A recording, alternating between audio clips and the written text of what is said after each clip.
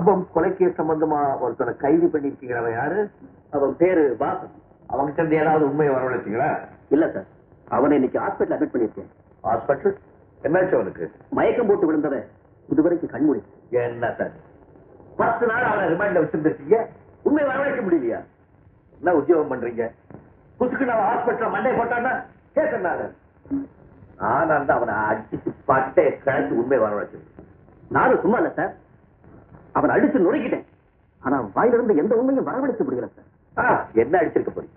கான்ஸ்டபிளை விட்டு குழந்தைய தட்டுற மாதிரி 2 தட்டு தட்டி. இல்ல சார், 2 நாளா என் கையை ஓஞ்சி போற அளவுக்கு நானே அவனை அடிச்சு நொறுக்குனேன். அதுல மயக்கம் போட்டு விழுந்தவன் தான், கண்டே பிடிக்கல. அதனாலதான் ஹாஸ்பிட்டல் அட்மிட் பண்ணி. சரிவா, அவனை உங்க கையால் அடிச்சிங்கிற உண்மையை வரவழைக்கிறதுக்காக தான் நான் அப்படி பேசுறேன். ஆமா, ஒருத்தர் அரெஸ்ட் பண்ண அவனை அடிச்சு உதைக்கிறதுக்கு நீங்க யாரு? போலீஸ் யூனிஃபார்ம் போட்டா என்ன வேணாலும் செய்யலாம் நினைச்சுக்கிட்டீங்களா? ப்ராப்பர் ரீசனோ விட்னஸோ இல்லாம தான் யாரையும் கைது பண்றீங்களா? அப்படியே அவன் உண்மை சொல்ல மறுத்தான் வச்சிருக்கு. அதுக்காக அவனை அடிச்சு சித்திரவதை கொண்டு சொல்லி யாரும் உங்களுக்கு அதிகாரம் கொடுத்தார்? சார், இனிமே இந்த மாதிரி தவறு செய்ய மாட்டேன். Very sorry sir. சாரி சொல்லி பிரயோஜனமே இல்லை. நீங்க உங்க பூட்ஸ் காலால நெஞ்சு மேல விதிச்சிருக்கீங்க. அதனால அவன் உயிருக்கு ஆபத்து டாக்டர் ரிப்போர்ட் அனுப்பிச்சிருக்காரு. சோ என்னால உங்களை காப்பாற்ற முடியாது. நான் உங்களை சஸ்பெண்ட் பண்ணிருக்கேன். என்ன சஸ்பெண்ட் பண்றதுனால எனக்கு மட்டும் இல்லை, நம்ம டிபார்ட்மெண்ட்டுக்கு அவமானம் சார். உங்களை மாதிரி உள்ளவங்களை என்கரேஜ் பண்ணாதான் நம்ம டிபார்ட்மெண்ட்டுக்கே அவமானம். இன்ஸ்பெக்டர், நீங்க இந்த உத்தியோகத்துக்கு வரதுக்கு முன்னால திருச்சண்டக்காரனா கூட இருந்திருக்கலாம்.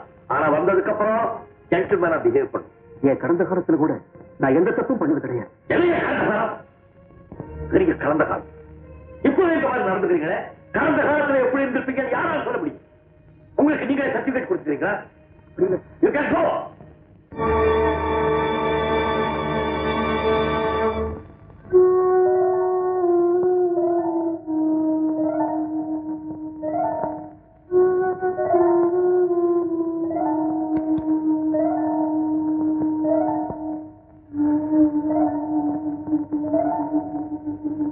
மிஸ்டர் சந்தோஷ், கடந்த காலத்தை பத்தி இன்ஸ்பெக்டர் பேசணும் அப்படின்னு உங்களுக்கு ஆத்திரம்.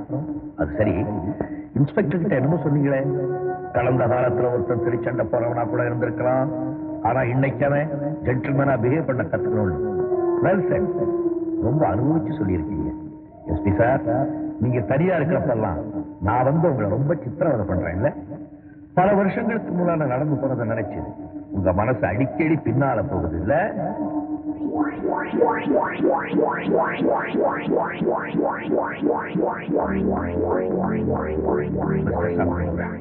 ஏன் அடிக்கடி என்னையே நினைச்சிட்டு இருக்கீங்க? என்ன மறக்கிறதுக்கு முயற்சி பண்ணுங்க. உங்க பேருக்கு ஏத்த மாதிரி சந்தோஷமா இருக்கு. நான் வர்றேன். பாய்.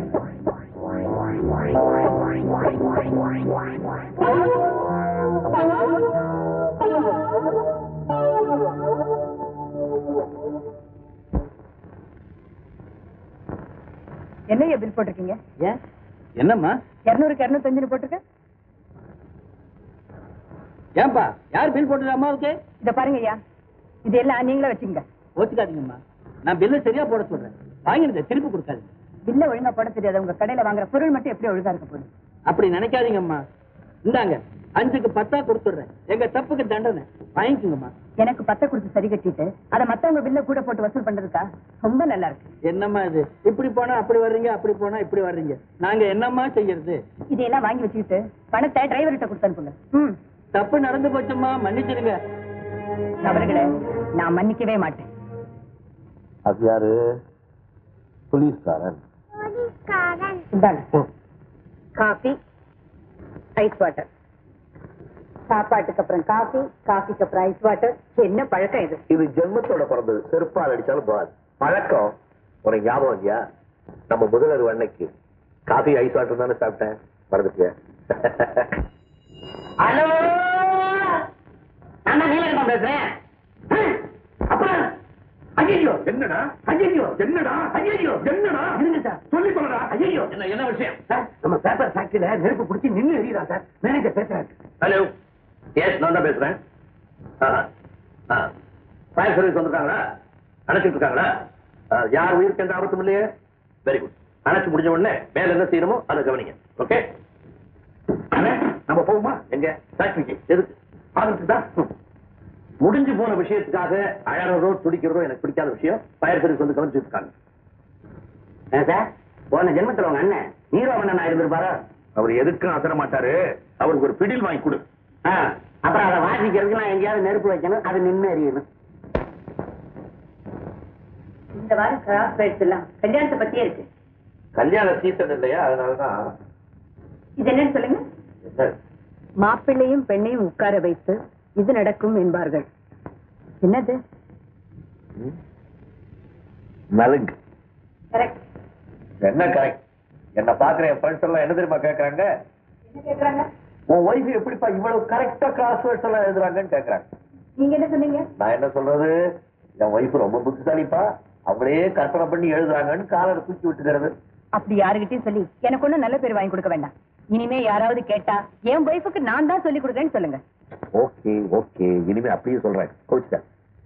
இப்ப இது சொல்லுங்க. கல்யாணத்துக்கு அப்புறம் நல்ல நேரத்தில் இது நடக்க வேண்டும் என்று பெரியோர்கள் சொல்லுவார்கள். அப்படின்னா விருந்தா? விருந்து முடிஞ்ச உடனே என்ன நடக்குமோ அது ரிசப்ஷன். ரிசப்ஷன் முடிஞ்ச உடனே என்ன நடக்குமோ அது சாந்தி முகூர்த்தம் எழுது. கரெக்ட். மணப்பெண்ணின் காதில் மாப்பிள்ளை ரகசியமாக கேட்கும் அவசியம் இது. எது? ஞாபகம் இல்ல? முதல் நாள் ராத்திரி நான் அவன்கிட்ட என்ன கேட்டேன்? நீங்க என்னென்னமோ வளர்னீங்க. அந்த நேரத்துல எல்லா பேரும் வளரத்தான் செய்வான். நான் என்ன வளர்னேன்? ஞாபகம் இல்ல. ஞாபகம் இல்லையா? பக்கத்துல வா. இன்னும் கொஞ்சம் வாய கொப்போடு சொத்தா குறைஞ்சு போயிடு.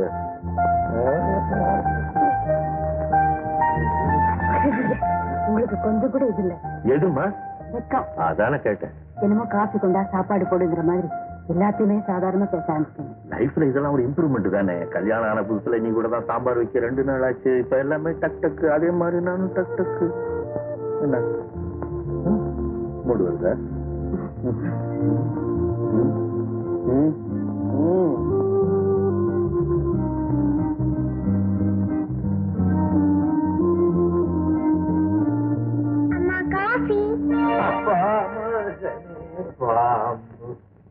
அப்பா, அம்மாவுக்கு எப்ப கிளாஸ் எழுதுறதுன்னு தெரியாது, உனக்கு எப்ப காபி கேட்கறதுன்னு தெரியாது. அவன் காபி குடிக்காம தூங்க மாட்டான். காபி குடிச்சா எப்படி தூங்குவான்? தயவு செஞ்சு தூங்க வைக்க. இன்னைக்கு அவ்வளவுதான். நான் போய் காஃபி எடுத்துப்பேன். இன்னைக்கு அவ்வளவுதானே?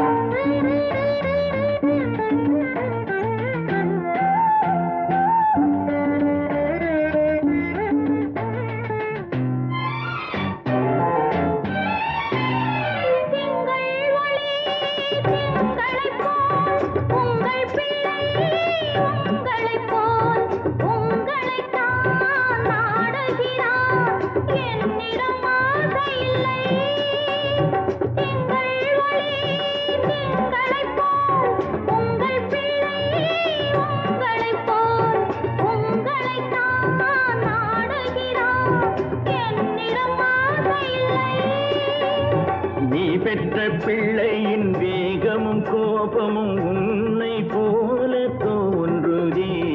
நேரமிது நேரமிது நெஞ்சில் ஒரு பாட்டெழுத.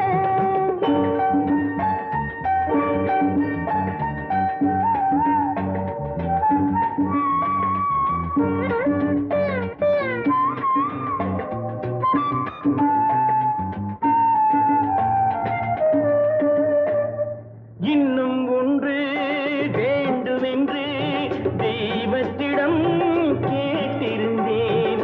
இந்த ஒன்றே போதுமென்றாள் தேவியன் காதினிலே. ராத்திரி ராத்திரி தூக்கம் கெட்டால் என்ன பிள்ளை கூட இன்பமே. நேரமிது நேரமிது நெஞ்சில் ஒரு பாட்டெழுத.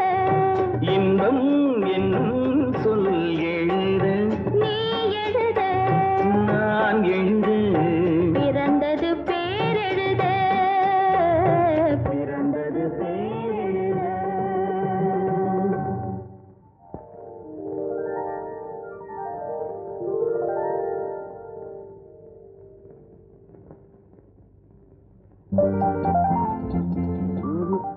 இவன் இப்ப தூங்குறாப்ல தெரியல.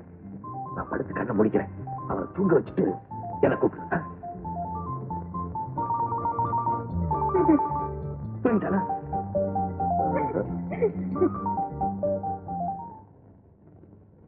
என்னங்க என்னங்க எழுதுறீங்க? பையன் தூங்கிட்டானா? அவன் தூங்கி எழுந்திருச்சு குளிக்க போயிட்டான். பொழுது விடிஞ்சு போச்சு. இந்தாங்க காசு. பொழுத விடிய வச்சுட்டானா? என்ன சிரிக்க வேண்டியிருக்கு. நடுராத்திரில அவனுக்கு காசு கொடுக்கிற பழக்கத்தை நிறுத்து. இல்லாட்டி வாழ்க்கை பூரா நம்ம 2 பேரும் சன்னியாசி தான். சரி எழுந்திருச்சு குளிக்க வாங்க. அப்ப உடம்பெல்லாம் ஒரே பிடி. கொஞ்சம் அமுத்தி. காசு காசு காசு